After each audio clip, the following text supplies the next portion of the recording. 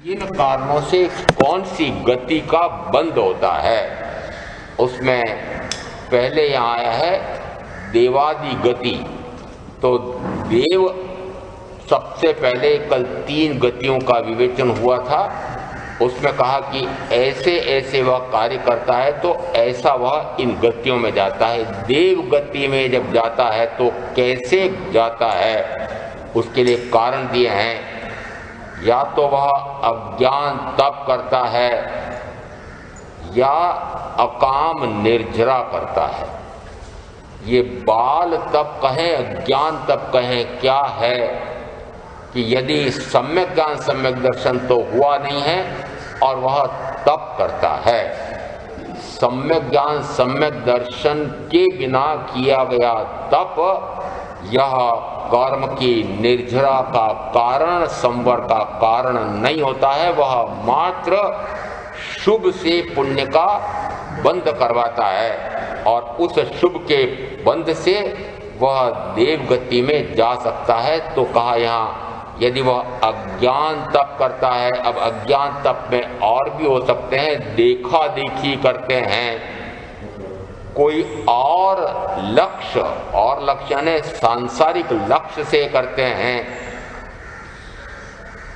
पहले तय करते हैं कि मेरे अमुक कार्य सद जाएगा तो मैं अमुक प्रकार का तप करूंगा, या अमुक प्रकार का तप करें तो ऐसा फल मिल जाता है, ऐसा किसी ने समझा दिया।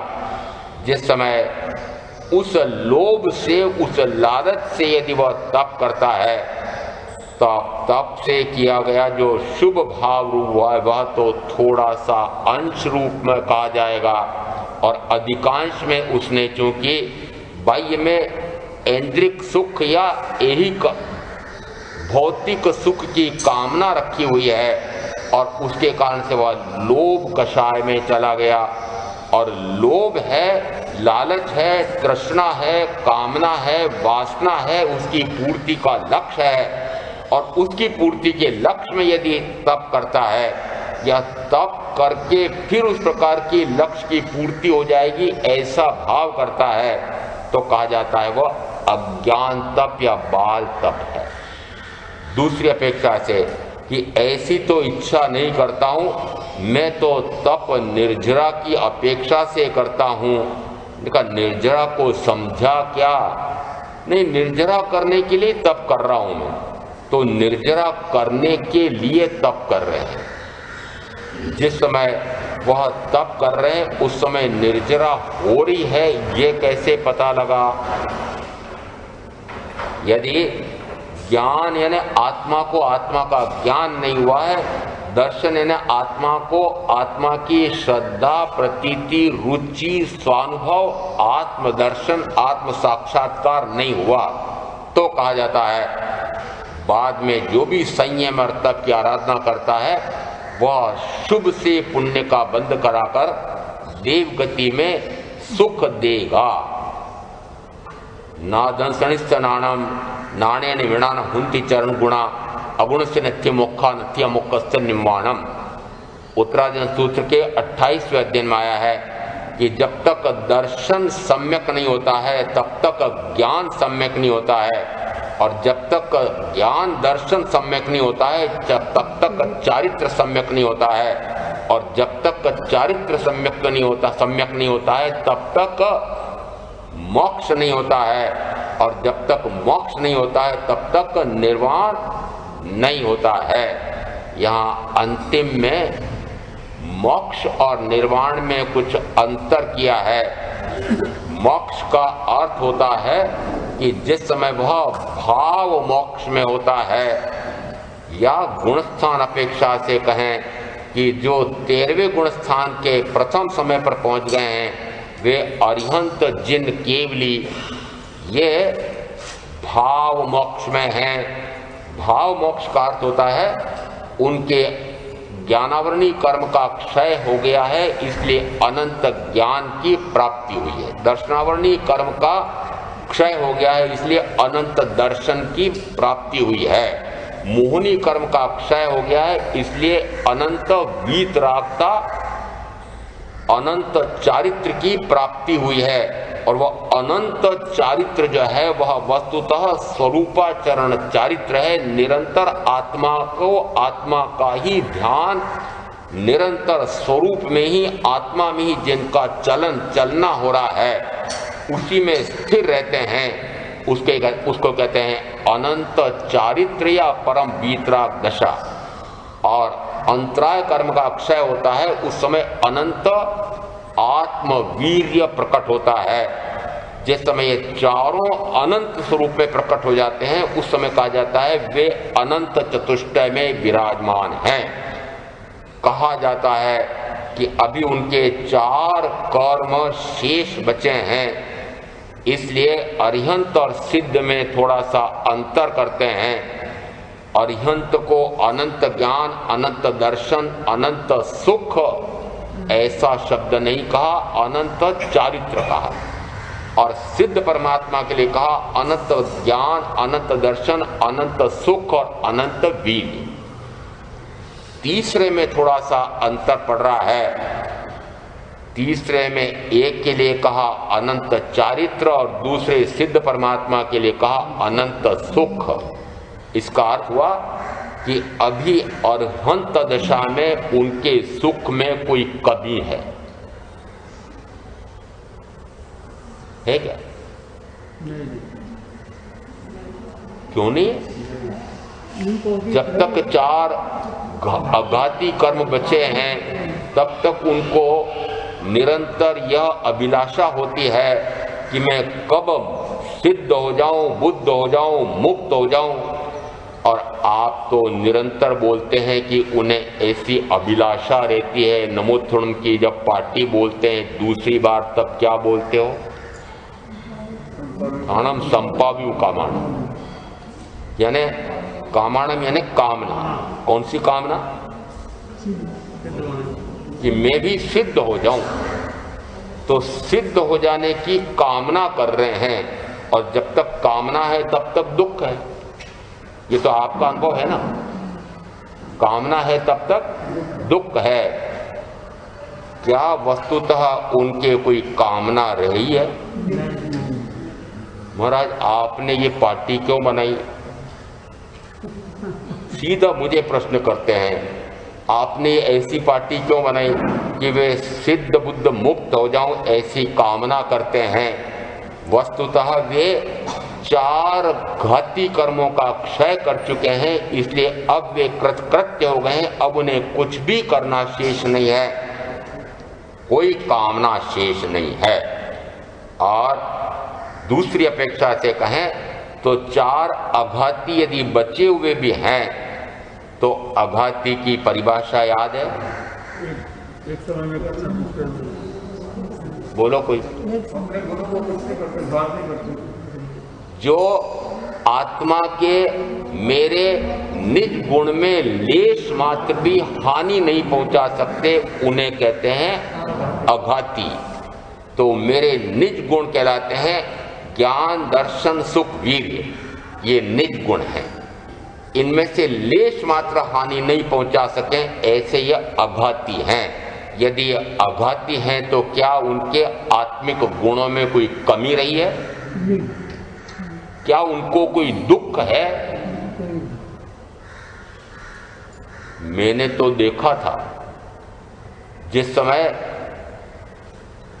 व्याख्या प्रज्ञप्ति सूत्र के 15वें अध्ययन में गोशालक ने महावीर तीर्थंकर परमात्मा के समोर चरण में आकर के और तेजोलेशा फेंकी थी, उस समय मेरे वे तीर्थंकर ऐसे दुख से दुखी हुए थे कि उसमें सूत्र के शब्द हैं, उन्हें असह्य दुस्साध्य वेदना हो रही थी। शब्द शास्त्र के बोल रहा हूं। असह्य, दुस्साध्य, दुस्सह्य, जो सहन नहीं की जा सके, इस प्रकार की वेदना हो रही थी। अब थोड़ा सा 4 अघाती में से ये असह्य वेदना कौन से कर्म से होती है? साता वेदनी। साता वेदनी से नहीं, वेदनी कर्म में से असाता वेदनी कर्म के उदय से होती है। और क्या अरिहंत परमात्मा को, तीर्थंकर परमात्मा को असाता वेदनी बचा है? थोड़ा सा दृश्य दिखा देता हूं कि जिस समय महावीर महामुनि अवस्था में थे, उस समय उनको कितनी असाता आई थी। कहते हैं बीच के 22 तीर्थंकरों को जितनी असाता नहीं आई होगी, उतनी अकेले महामुनि महावीर को आई थी। कहीं वर्णन आता है कि वे आर्त में गए, दुखी हुए, असह्य दुसाध्य दुस्सह्य वेदना हुई, सहन नहीं कर सके, ऐसी उन्हें वेदना हुई। आया क्या? जिस समय महामुनि अवस्था में थे, उस समय तो उन्हें लेश मात्र भी वेदना का अनुभव नहीं हुआ। वे जिस समय वेदना हो रही थी तब भी आत्मा में लीन थे, इसलिए आत्म संवेदना में, आत्म ध्यान में लीन थे और वेदना का अनुभव हुआ ही नहीं। और अब तीर्थंकर अरिहंत हो गए, तब उनका ध्यान शरीर पर जा रहा है और शरीर में वेदना का अनुभव आ रहा है। उस समय ज्ञाता दृष्टा भाव नहीं है। विचित्र हो गया। आश्चर्य है। आश्चर्य कहकर के हम कैसा कह रहे हैं? क्या ऐसी असाता वेदनी कर्म का उनके सद्भाव बचा है? लेकिन नहीं। फिर सूत्रकार ऐसा कैसे कहते हैं कि सूत्रकार ने हो सकता है अपने अनुभव को उसमें उड़ेल दिया है कि यदि मुझे इस प्रकार की कोई असाता पहुंचे तो मुझे तो ऐसा दुख होता है, तो इन्हें भी इसी प्रकार का दुख हो रहा होगा। क्या भगवान महावीर ऐसा कह सकते हैं कि मुझे असह्य वेदना हो रही है? व्याख्या प्रकृति सूत्र में जितने उत्तर हैं तीर्थंकर महावीर के हैं, परंतु ऐसा कैसे हो सकता है, इसीलिए 10 प्रकार के आश्चर्य में इसको सम्मिलित कर दिया। और आश्चर्य का अर्थ होता है सिद्धांत को नहीं तोड़ सकता। सिद्धांत तो वही है, परंतु सिद्धांत के विरुद्ध हुआ है, घटना ऐसी हुई है, ऐसा आश्चर्य है।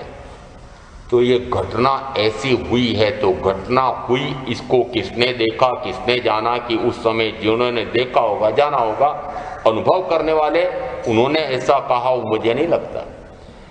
जिस समय ऐसी वेदना हो रही है, ऐसा यदि कहा भी जाए तो, और फिर सूत्रकार कहते हैं कि भगवान महावीर ने अपने एक शिष्य जो बड़े दुखी हो रहे थे कि ओहो मेरे आराध्य परम आराध्य तीर्थंकर परमात्मा को इस गोशालक ने ऐसा दुखी किया, तो वे दुखी हो रहे थे। उन्होंने कहा अरे इनको दुख हो रहा है, अच्छी बात है, तुम ऐसा करो अमुक स्थान पर जाकर के ऐसा जो उसने औषधि बना रखी है वो लेकर आ जाओ।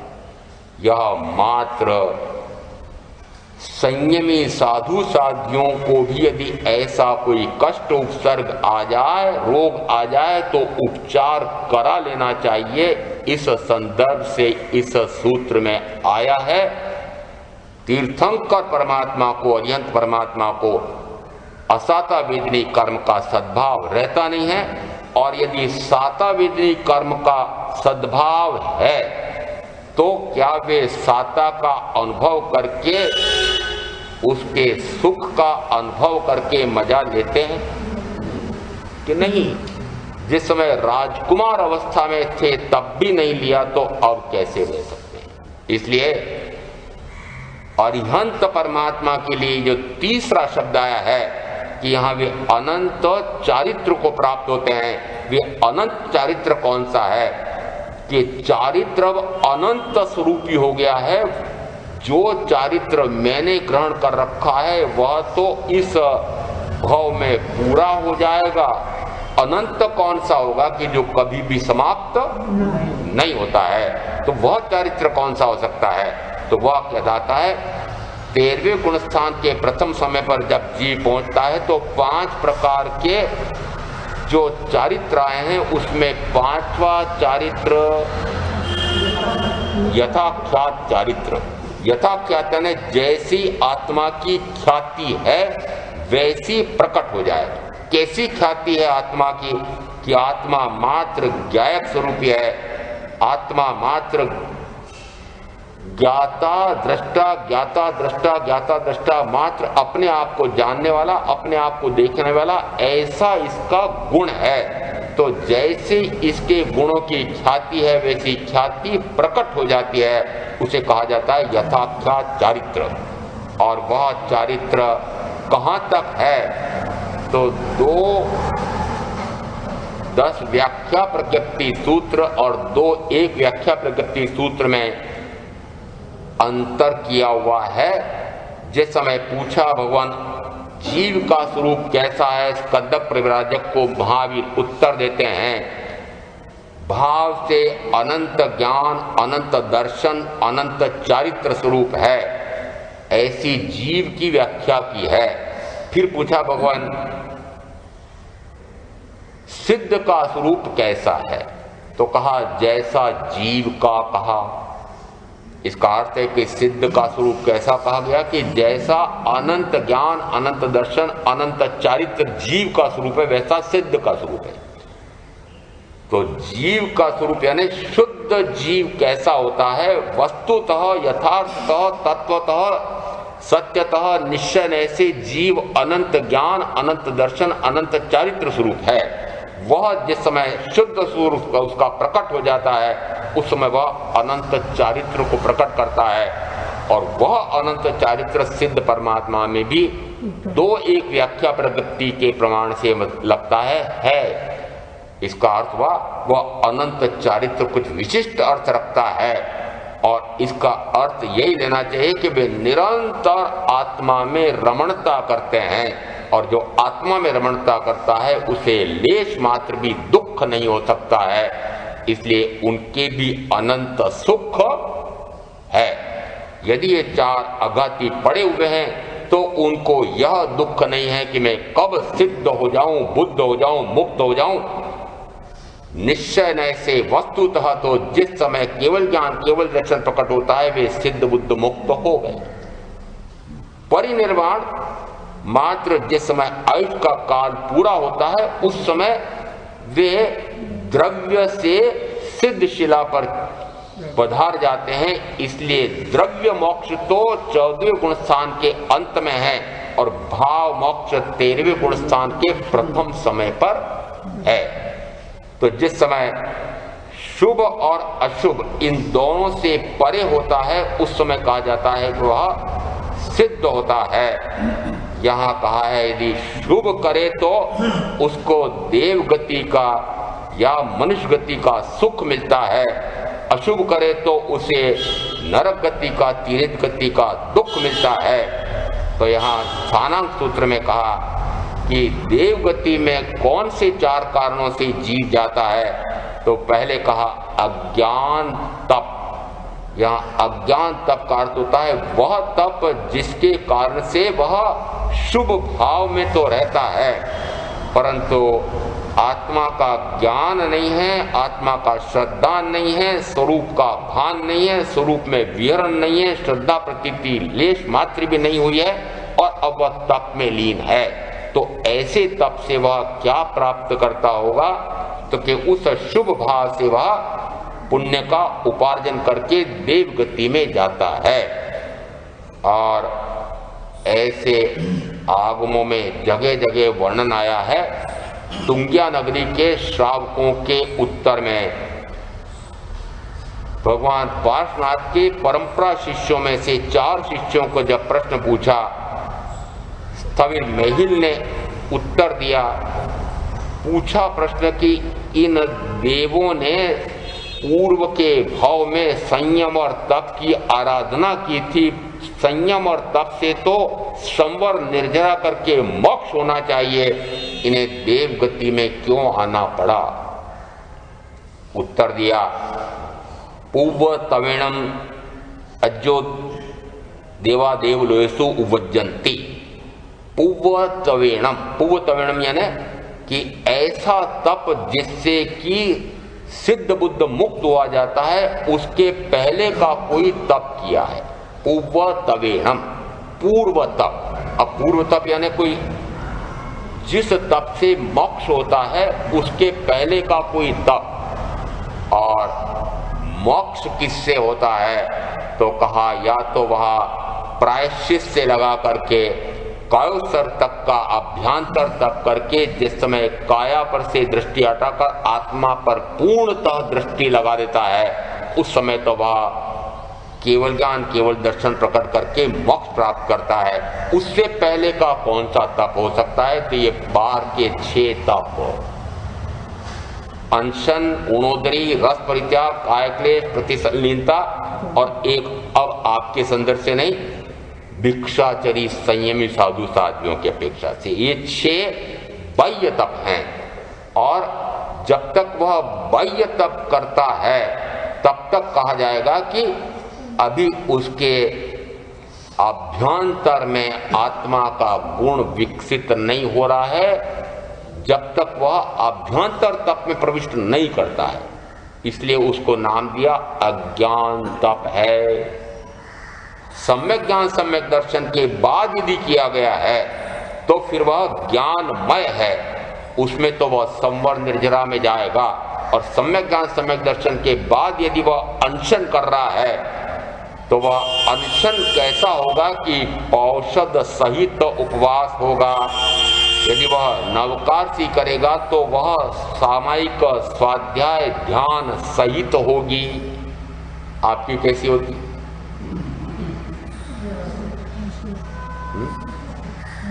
मैं बता दूं क्या? रात को 10 बजे तक तो भोजन किया था। क्यों? क्योंकि पूछा मुझे, महाराज मुझे सुबह नौकार्षी का तप करना है, रात में कब तक खा सकता हूँ, खा सकती हूँ? तो मैंने कह दिया रात को 10 बजे तक खा सकते हो, 12 बजे तक पानी पी सकते हो। 12 बजे बाद ये अंग्रेजी कैलेंडर के अनुसार दिन समाप्त हो जाता है। अब दूसरा दिन लगेगा, उस समय मेरे दूसरे दिन का प्रातःकाल होने के बाद 48 मिनट तक मैं 3 या 4 प्रकार के आहार नहीं लूं, ऐसा नौकार्षी का तप है। जैसे ही प्रातःकाल उठे, नौकार्षी रात को पचक ली थी, इस कारण से काम तो टिफिन भी बनाना है, बच्चों का बड़ों का नाश्ता भी बनाना है, और उसी समय बेटी का फोन भी आता है। उस समय कोई प्यार की बातें भी करना पड़ती है। उस समय यदि किसी और का फोन आ जाए, कोई लड़ाई झगड़ा क्लेश होता है तो वह भी करना पड़ता है। और यदि दूध वाला देर से आया है तो उससे लड़ाई झगड़ा भी करना पड़ता है। और यदि किसी सेवादार ने काम सही नहीं किया है तो उससे क्लेश भी हो रहा है, डांट फटकार भी, क्रोध भी हो रहा है। और भाई लोगों का उदाहरण दे देता हूँ कि जिस समय नौकार्षी के तप चल रहा है, उस समय यदि उनके कोई कारोबार है तो आजकल कोई दुकान पर, कारखाने में, कार्यालय में बैठ कर के कारोबार होता है क्या? कहाँ हो सकता है? हो चलते फिरते। अरे अंग्रेजी नाम का हिंदी कर रहा हूं मैं। चलते फिरते सारे व्यापार व्यवसाय उद्योग धंधे कर लो। तो चलते फिरते जिस समय आप नौकार्षी का काम तब कर रहे हैं, और नौकार्षी के चलते फिरते, नौकार्षी भी चल रही फिर रही है, नौकार्षी के चलते फिरते आपके लाखों करोड़ों के व्यापार हो रहे हैं, उसमें इतना लाभ कमा रहे हैं, तो लोभ कषाय भी है और धन कमाने की तृष्णा भी है। और उसके साथ साथ यदि उसको माल दिया है, समय पर पैसा नहीं दिया है, तो उस पर क्रोध भी हो रहा है और धौंस भी दे रहे हैं। और उसी समय यदि कोई भला व्यक्ति, भद्रिक पुरुष आ गया है तो उससे प्रेम की, मोह ममता की परिजन आए हैं तो बात भी कर रहे हैं। कौन से काल में? निर्जरा हो रही है नहीं, तपसा निर्जरा। तत्वार सूत्र में उमा स्वाति कहते हैं तपसा निर्जरा, कि तप से निर्जरा होती है। आपने नौकार्षी का तप किया ना? मैंने महाराज नौकार्षी का तप निर्जरा करने के लिए किया है, तो निर्जरा हुई नहीं हुई? अरे उपवास को भी ऐसे ही गिना दूंगा अभी।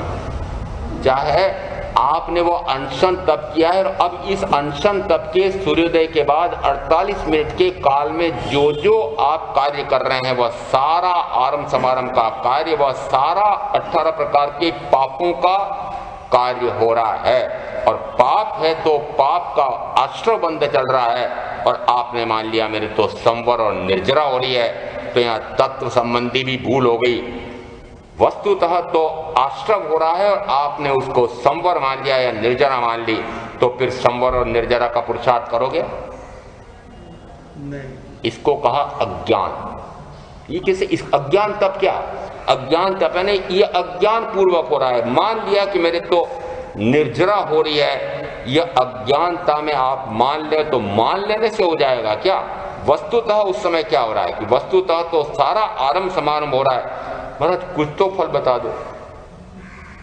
आखिर एक ने प्रातःकाल हुआ ही नहीं, उसके पहले वो मंजन किया है, और वो तो सूर्योदय के पहले ही चाय की चुस्कियां लेने लगा है, और उसके बाद में फिर नाश्ते और फिर ऐसा कर रहा है। मैंने कम से कम कुछ तो बताओ महाराज कि 48 मिनट तक मुंह में कुछ नहीं डाला तो कुछ तो लाभ हुआ होगा, कुछ तो लाभ हुआ होगा।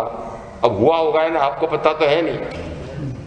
यदि लाभ होता है तो क्या मैं भाइयों को पूछता हूं, आपको यदि व्यापार में लाभ होता है तो पता नहीं लगता होगा? लगता है। आपको घर में कोई सुख सुविधा की सामग्री का लाभ होता है तो पता लगता है क्या? फिर आपने जिस समय इस प्रकार के 3 या 4 प्रकार के आहार मुंह में नहीं डाले तो कुछ लाभ हुआ होगा, आपको पता नहीं लग रहा है? उस समय भी जब बढ़िया मिठाई बनाते हैं, नमकीन बनाते हैं, तो अरे मुंह से तो स्वाद नहीं ले रहे हैं, परंतु आंखों से स्वाद ले रहे हैं। एक हमारे यहाँ चक्षु दर्शन भी आया है, और दूसरा दिया अचक्षु दर्शन भी है। जिस समय देखते हैं उस समय देख करके सुख मिलता है कि नहीं? मिलता है। जीव से भोग करके सुख नहीं लिया, तो आपने देख कर किया, सुनकर ले लिया, सुनकर ले लिया, सुनकर ले लिया। जैसी सुगंध आई, जैसी खुरपी कढ़ाई चली, उस समय लगा कि हाँ बढ़िया हलवा बन रहा है देसी घी के बादाम का, तो उस समय आपने तो फिर वो नवकारसी का तप तो कर रखा है, परंतु अन्य इंद्रियों के माध्यम से,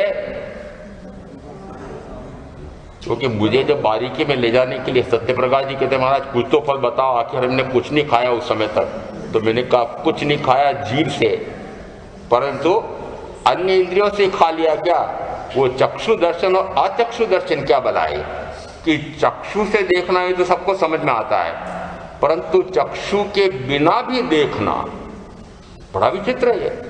सूत्रकार कैसे ऐसी बातें लिखते हैं? अन्य इंद्रियों से या अनिंद्रिय से देखा जा सकता है क्या? कि हाँ अभी जरा यहां स्थानक में बैठे बैठे और प्रधान जी को पूछता हूं कि अब उस विक्रम या अनंत, क्या नाम, तन्मय, यदि अभी यहां तन्मय है और मैंने जैसी तन्मय होने वाले प्रधान जी को पूछा कि हाँ तन्मयता कहाँ, जैसे आपने महाराज कहा था तन्मयता से आत्मा में लीन हो जाओ, तो मुझे तन्मयता से आत्मा तो भुला गई और तन्मय नाम का पोता याद आ गया। इसको क्या नाम दिया? वो जैसा जैसा दिख रहा है, आंख से जैसा जैसा देखते हैं, खेलते कूदते, खाते पीते, तुतलाते बोलते, खेलते कूदते, वह सारा दृश्य आपको बिना आंख से दिखाई दे रहा है, ये अचक्षु दर्शन। तो जिस समय आप नौकारसी का तप करते हैं उस समय क्या हो रहा है? भोग हो रहा है, हो रहा है। महाराज फिर भी मैंने मुंह में नहीं डाला, इसका तो कुछ बताओ। पीछे पड़ जाते हैं। तो मैंने कहा चलो मान लो कि थोड़ी देर आपने उस जीभ को बंद रखा, और फिर जैसे ही 48 मिनट पूरे होने वाले थे तो निरंतर घड़ी देख रहे थे, अरे ठंडा हो रहा है, बादाम का देसी घी का हलवा ठंडा हो रहा है, पर क्या करें अभी तक 48 मिनट पूरे नहीं हुए हैं, 5 मिनट और बचे हैं, रुक जा। चलो फिर भी इतना धैर्य तो रखा कि एक ने दबादब खा लिया, और एक ने 48 मिनट पूरे हो, तो मैंने कहा चलो थोड़ा सा आपको पुण्य का उपार्जन हुआ, परंतु साथ में इतना आरंभ समारंभ पापाचरण हुआ, उसका बड़ा भारा जो पाप का बंध हुआ, आश्रय हुआ, उसका क्या होगा। इसलिए ये जो अज्ञान तप है यह निश्चित रूप से शुभ भाव में ले जाता है। ये फल चलो बता देते हैं, क्योंकि सूत्र में भी कहा है कि यदि ऐसा वह उस तप जिससे कि संवर निर्जरा मोक्ष होता है उसके पहले का किया हुआ कोई तप है, तो उस तप से वह देवगति में जाता है। तो देवगति का 4 कारणों में से पहला कारण आया अज्ञान तप। दूसरा क्या कहा, अकाम निर्जरा। निर्जरा में एक निर्जरा ऐसी होती है जिसमें वह कर्म का उदय आता है, कर्म के उदय के पहले वह उसको शीघ्रता उदयावली में ला करके और फिर उस कर्म से अप्रभावित रहता है, ध्यान में आत्म ध्यान में लीन हो जाता है। उस समय कहा जाता है वह सकाम निर्जरा है। उसमें आत्मा ने पुरुषार्थ किया है, आत्म पुरुषार्थ से उसने निर्जरा की है। दूसरी अपेक्षा से कि यदि वह उदय काल आ गया है और जो कर्म उदय में आ गया है उसको भी वह भोगता नहीं है, उदय के अनुसार वर्तन नहीं करता है, शुभ या अशुभ भाव में ले जाना चाहता है, वह कर्म का उदय पर नहीं जाता है, तब भी कहा जाता है वह कर्म उदय में आया और निर्जरित हो गया है। तो यहाँ पर कर्म के या कर्म के उदय में निमित्त के अनुसार वर्तन न करने का जो आत्म पुरुषार्थ किया है उससे जो निर्जरा हुई है वह सकाम निर्जरा है।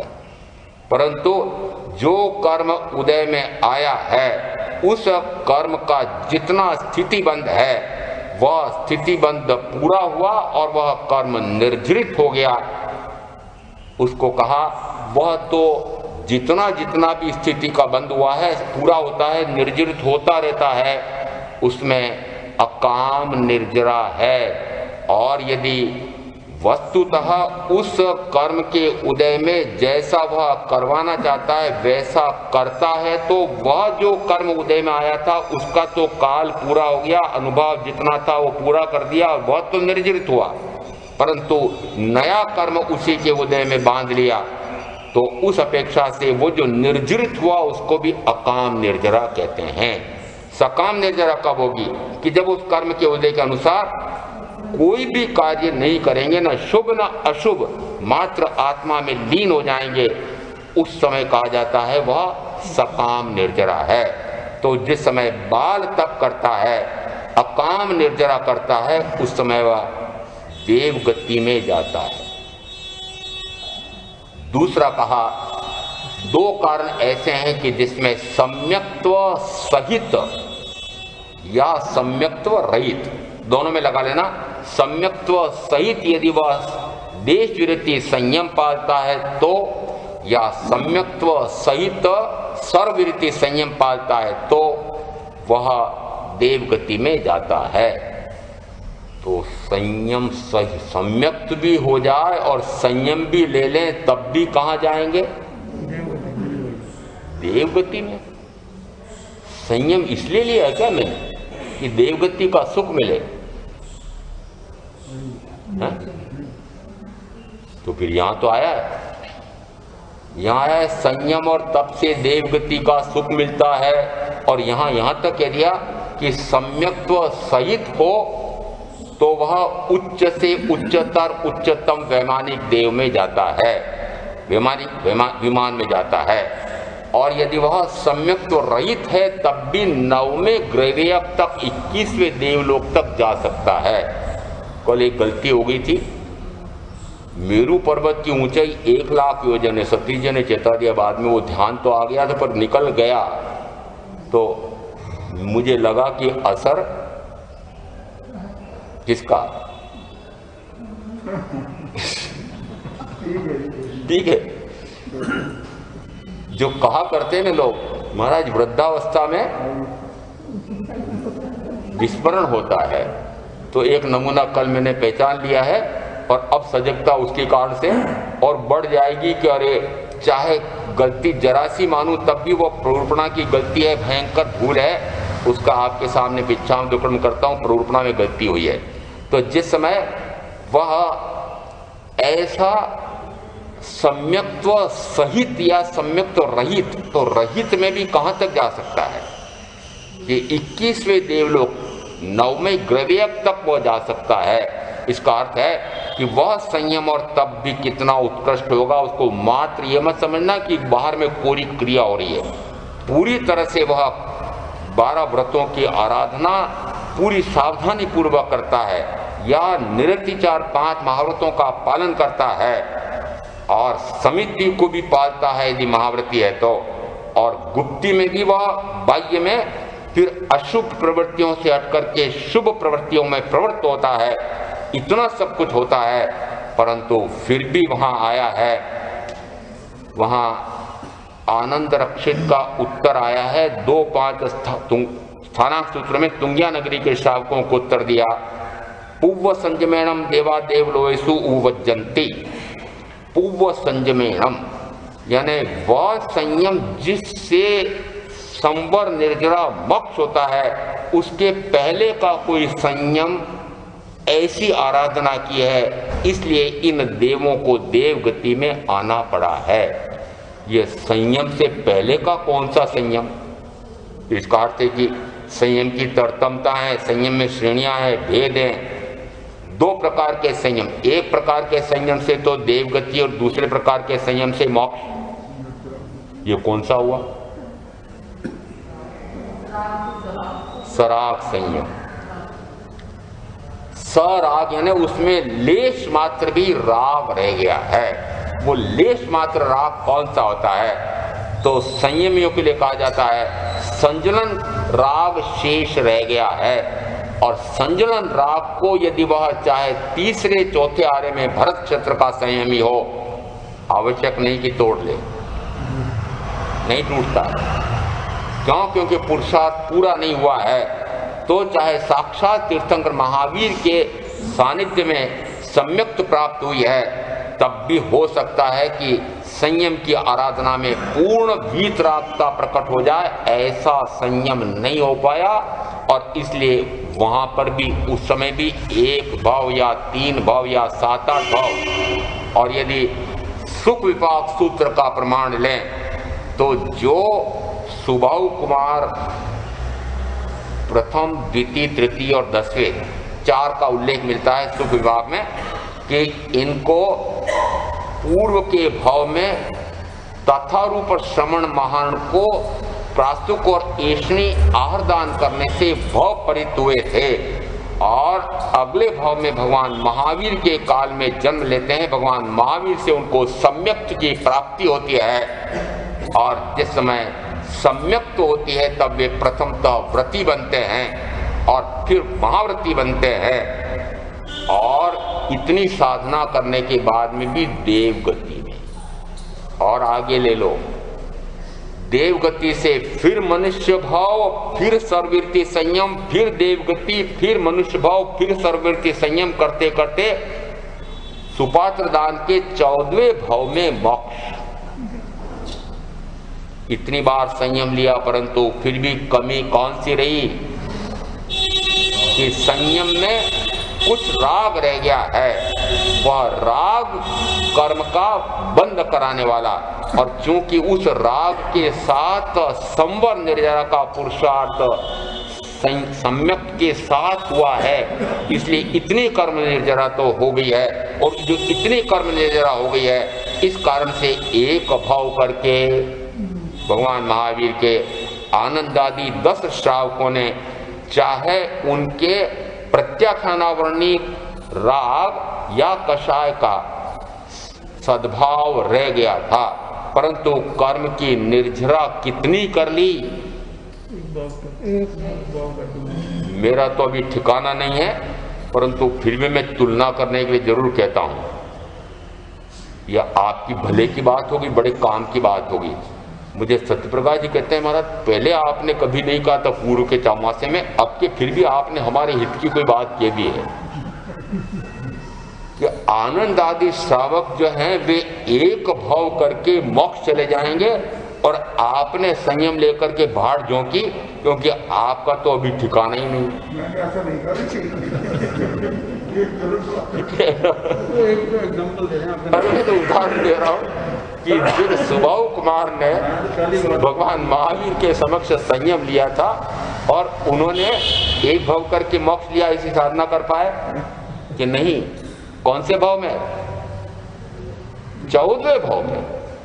अब तुलना कर लो, आपके काम की बात है कि आप इतनी साधना कर सकते हो कि एक भाव करके मोक्ष चले जाओ, और सुबाहु कुमार कितने में जाएंगे? 14वें भाव में। देखो, इसलिए कहा कि महाराज अब क्या आपने सही रास्ता बताया हमको कि हम भी इस प्रकार की साधना कर सकते हैं, चाहे कर सकते होंगे, परंतु यहाँ क्या कहा गया है कि वह पूर्णता को प्राप्त नहीं हो सकता। और चौथे आर्य में विवशता यह है कि चाहे वह संयमी साधक भी है तब भी इस प्रकार का पुरुषार्थ नहीं होता है।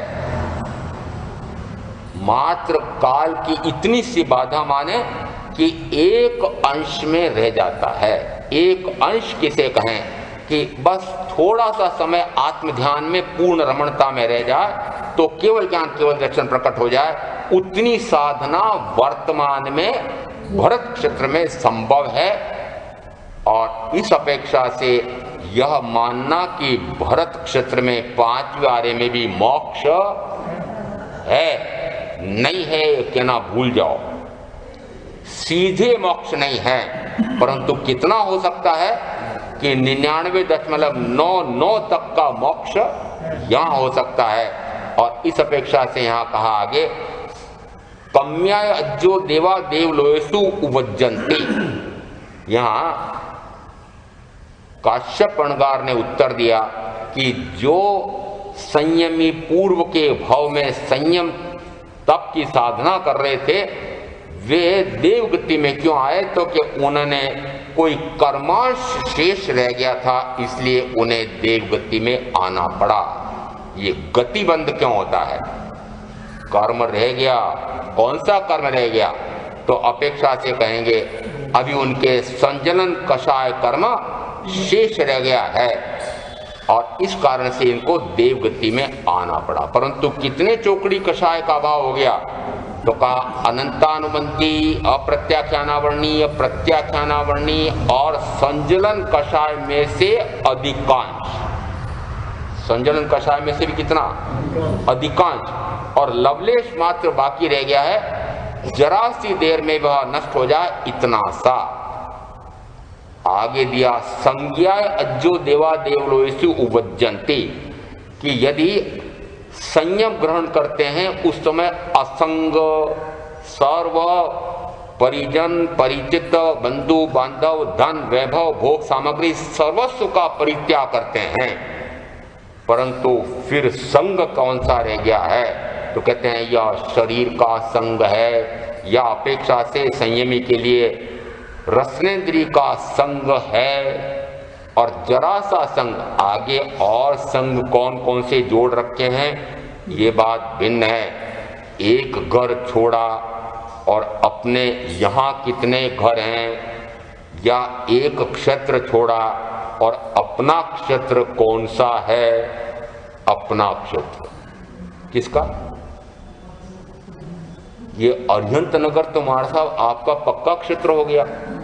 क्या पूछते हैं मुझे? देखो बड़े विचित्र विचित्र प्रश्न मेरे सामने आए। महाराज साहब इन्होंने दूसरी बार चौमासा कराया, आपका तो ये पक्का क्षेत्र हो गया।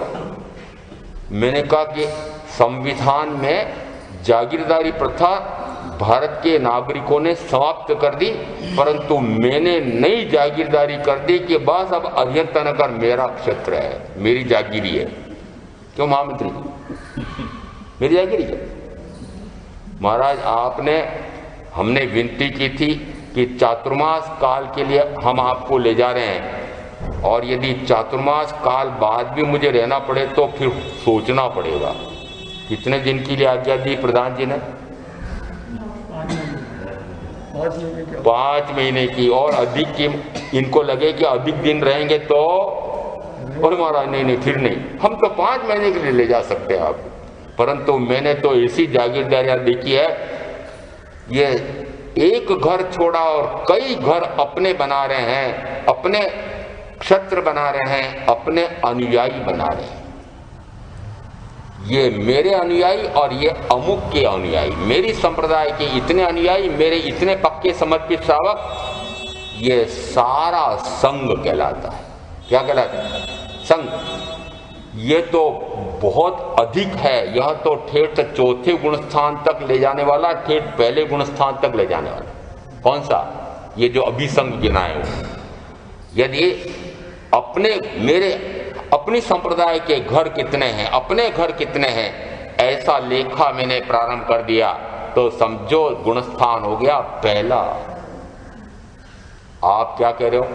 छठा सातवां। वस्तुतः संग कौन सा? कि इस शरीर के प्रति लेश मात्र भी यदि आसक्ति है तो संग है। इसलिए वहां आया संज्ञा अज्जो देवा देवलोसु वज्जंती, कि देव गति में इन संयमियों को क्यों आना पड़ा? कि संयम साधना करते हुए इनको शरीर का संग रह गया था। या दूसरी अपेक्षा से दृष्टांत के लिए कहा जाता है, आगम उल्लेख नहीं है पर दृष्टांत में तो है, कि जिस समय साले बहनोई दोनों ने संयम लिया था और बहनोई ये धन्ना अणगार ने तो ऐसी साधना कर ली कि उसी भाव में मप चले गए, परंतु शालिभद्र महामुनि जिस समय ध्यानरत थे और केवल ज्ञान केवल दर्शन प्रकट हो, ऐसे पूर्ण ध्यान में लीन अवस्था में जा रहे थे। इतने में मां ने पूछा होगा भगवान महावीर से, भगवान मेरे पुत्र ने जो दीक्षा ली थी वे कहाँ हैं? तो कहा अमुक स्थान पर ध्यान कर रहे हैं। पता लगा कि ध्यान कर रहे हैं तो उनको ध्यान में बाधा न पहुंचाऊं, इसलिए मात्र दर्शन करने के लिए गई हैं। मथेणम वंदामी ऐसा भी नहीं बोला होगा, शब्द से नहीं, भाव से भी नहीं, परंतु मात्र भावों से वंदन किया। परंतु जो ऐसी मां की बहुओं के प्रति भी जिनको इतना अनुराग, इतना प्रेम की 1.25 लाख सोनइये का कंबल भी प्रत्येक को एक एक चाहिए, ऐसी ममतामयी वात्सल्य की मूर्ति मां की पद चाप सुनाई दी है और ध्यान पद चाप पर चला गया। मेरी ममता मूर्ति मां आई है और एक भाव बढ़ गया। नाम क्या दिया इसको? संज्ञा अज्जो देवा देवलोसु वज्जंती, कि जरा सा संग रह गया। यदि इतना सा संग रह जाए तब भी भाव बढ़ जाता है तो फिर अपने अपने संगी साथियों का संग गिन लेना। ये देवगति में कैसे जाते हैं? तो ये 4 कारण ऐसे हैं। इनमें से प्रथम 2 कारण ऐसे हैं कि जिसमें नीची जाति के देव बनते हैं, बाल तप और अकाम निर्जरा करने वाले। ये तो वाण व्यंतर आदि नीची जाति के या ऐसे किलविशी दास देव बनते हैं। और आगे जो सम्यक्त्व रहित संयम और तप की आराधना करते हैं। अब यहाँ पर बाल तप की अपेक्षा से तप यहाँ कुछ विशिष्ट है, इस कारण से सम्यक्त्व रहित भी है परंतु वह संयम के साथ तप कर रहा है। तो वहाँ संयम कैसा है कि संयम बाह्य से 5 महाव्रतों का पालन कर रहा है, समिति का पालन कर रहा है, साथ में तप भी कर रहा है। तो यहाँ इस प्रकार के संयम और तप से सम्यक्त्व नहीं है तो वैमानिक में कहाँ तक कि 9वें ग्रव्यक तक जा सकते हैं। इतना ऊंचा। बाद में कितने बचे? कुल मिलाकर के 5 अनुत्तरी तो बचे। कहाँ तक जा सकता है? इतना ऊंचा वैमानिक देव बन सकता है, परंतु सम्यक्त्व रहित है तो उसमें भोगों का मजा लेकर के पुनः चतुर्गति में भटकते हैं। इसलिए कहा सम्यक्त्व की आवश्यकता प्रथम है। जिस समय सम्यक्त्व सहित लेते हैं, संयम और तप की आराधना करते हैं, उस समय कहा जाता है वे उच्च से उच्चतम वैमानिक में जाते हैं और वे शीघ्र मोक्षगामी होते हैं। ऐसा देव गति में। तो यहाँ आया शुभ करे फल भोग वे देवादि गतिमान। दूसरा आया शुभ से मनुष्य गति शुभ से मनुष्य गति। फिर स्थानांक सूत्र में 4 कारण दिए। शुभ कौन से?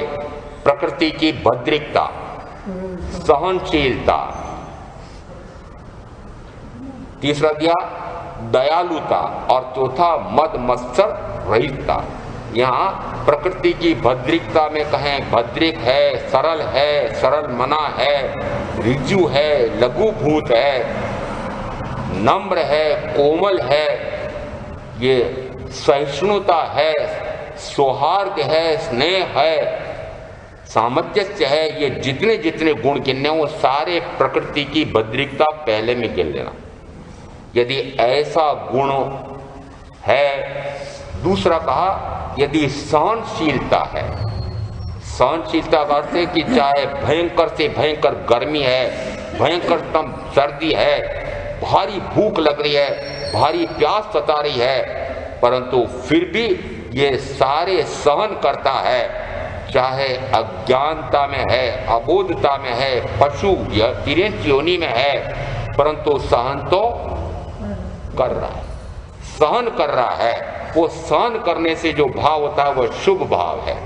तो पहला कहा प्रकृति की भद्रिकता, दूसरा कहा सहनशीलता, तीसरा कहा इसमें दयालुता, दूसरे जीवों पर दया, अनुकंपा, करुणा, अहिंसा का भाव आता है, और चौथा का मद यानी 8 प्रकार के अहंकार न हो, मत्सर यानी ईर्ष्या, जलन, डाह आदि न हो।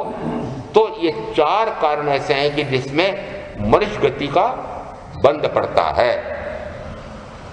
शिष्य का प्रश्न है कि यदि मैं शुभ करता हूं तो इस प्रकार से मनुष्य का भाव मिलता है और मनुष्य के सुख प्राप्त होते हैं, और मनुष्य के सुख में देव गति के सुख कहां तक हैं, तो थोड़ा मनुष्य गति के सुख भी कहां तक हो सकते हैं, तो कहा जाता है चक्रवर्ती तक के सुख। किससे? एक दृष्टांत मिलता है कि शरणागत को शरण देना, चाहे कितना ही धन वैभव उसके बदले में लग जाए, चाहे कुछ भी करना पड़े, जो जीव जो मनुष्य मेरे शरण में आ गया है उसको मुझे शरण देना है।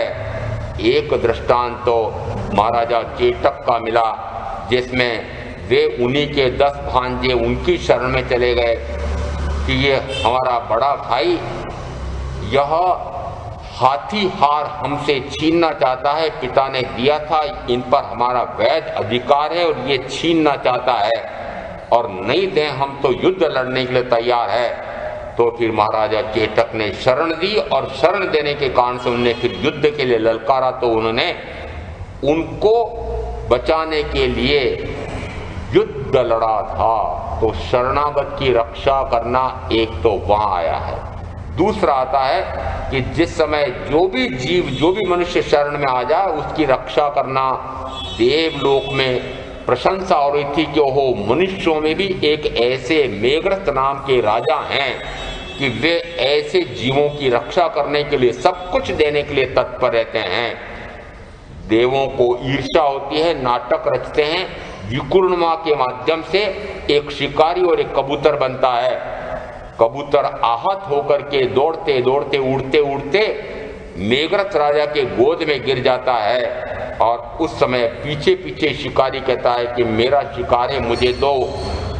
नहीं, ये तो मैं नहीं देने वाला हूँ, मेरी शरण में आ गया है, तुम और कुछ मांग लो। नहीं, मुझे तो इसका मांस खाना है। तो मैं दूसरा मांस नहीं, मुझे इसी का खाना है। तो इसी का खाना, मुझे मांस ही खाना है। तो कहा भाई चलो मेरे शरीर में से काट के दे देता हूँ। चलो ठीक है, जितना इसका वजन है उतना देना पड़ेगा। तराजू के एक पलड़े पर कबूतर को रखा, दूसरे पलड़े पर जंघा में से मांस काटा। पलड़ा मांस काट काट कर रखते जा रहे हैं। पलड़ा भारी किसका? कबूतर वाले का। फिर उनको लगा रे क्या बात है, कोई पूरे शरीर को उस पलड़े में बिठा दिया, तब भी कबूतर का पलड़ा भारी था। देव रचना थी, परंतु देव तुरंत अपना स्वरूप प्रकट करके उनको वंदन करते हैं। धन्य हैं आप, उस दया से, उस अनुकंपा से, उस करुणा से एक जीव को बचाने के लिए भी अपने शरीर को न्यौछावर करने वाले, उनको उस समय जो पुण्य का उपार्जन हुआ उससे चक्रवर्तित्व की प्राप्ति हुई। ऐसा यह पुण्य का लाभ है। जिस समय शुभ करते हैं उस समय शुभ गति में देव गति और मनुष्य गति का सुख मिलता है। जिस समय पाप करते हैं उस समय नरक गति और तिरंज गति का दुख मिलता है। और निरंतर मैं शुभाशुभ शुभाशुभ शुभाशुभ कर रहा हूँ, मुझे अनुभव में आता है। सारे लोग कहते हैं कि हमें तो ऐसा कोई काल क्षण अनुभव में नहीं आता है कि जब हम शुभाशुभ से परे होते हैं। निरंतर शुभाशुभ भाव हो रहे हैं, तो निरंतर शुभाशुभ से पुण्य और पाप और उससे चतुर्गति का भ्रमण।